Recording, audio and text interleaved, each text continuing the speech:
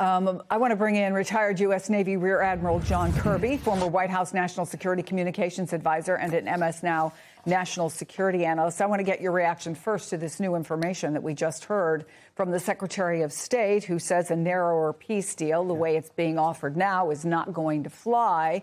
So where does that leave us? Well, on one hand, I agree with Secretary Rubio 100%. The Strait of Hormuz is international waters, and no country should have some sort of constraint or ability to constrict it going forward. Freedom of the seas can't just be for whales and icebergs. It has to be for everybody. And so I agree with them on that stance with regard to the Strait. It's hard to see, though, when we ever get through these negotiations, how there's not going to be some play by Iran to extract some sort of toll or price or have some sort of limits on the Strait.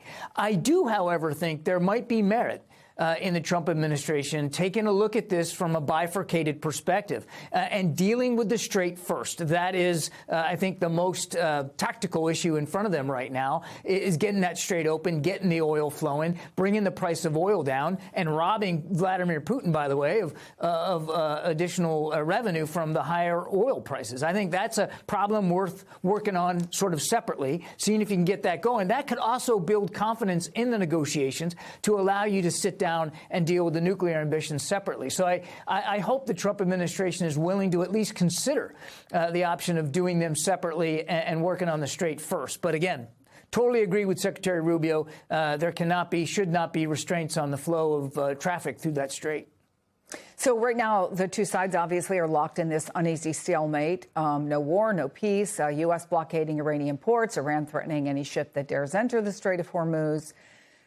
MS Now spoke with the Secretary General of the UN's International Maritime Organization about the ships that are actually right now stranded in the Strait. And here's what he told us.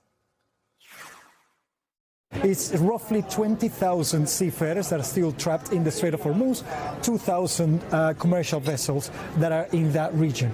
And of course, it's not possible and it's not safe right now to transit east of the Strait of Hormuz. The longer as well that we have them there, the more that the supplies become an issue, from water, food, and even the fuels that the vessels need to remain safely on board.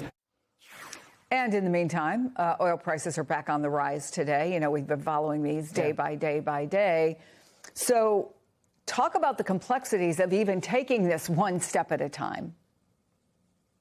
Well, it's very difficult. I mean, you're not just dealing with two hostile states here, Iran and the United States, but you do have to consider the Omanis, who are on the southern part of that strait, and their needs and their requirements.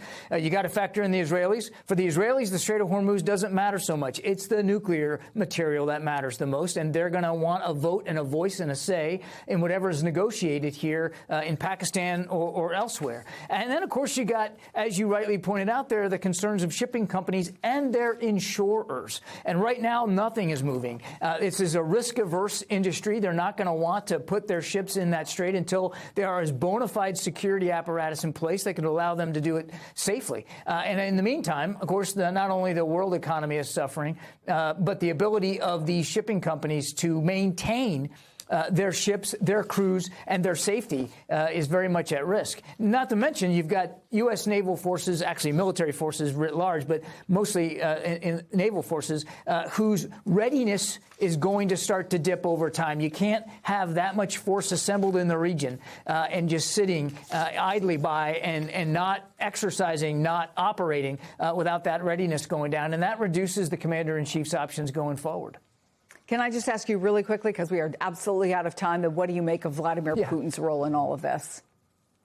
Look, I think it's probably could be that he might be a third party willingness to accept the nuclear material. That could be. But I think also it could be that they're going after some economic leverage. Mr. Putin's economy is doing well. Iran's economy is doing badly. Iran needs Russia. Russia needs Iran for the war in Ukraine.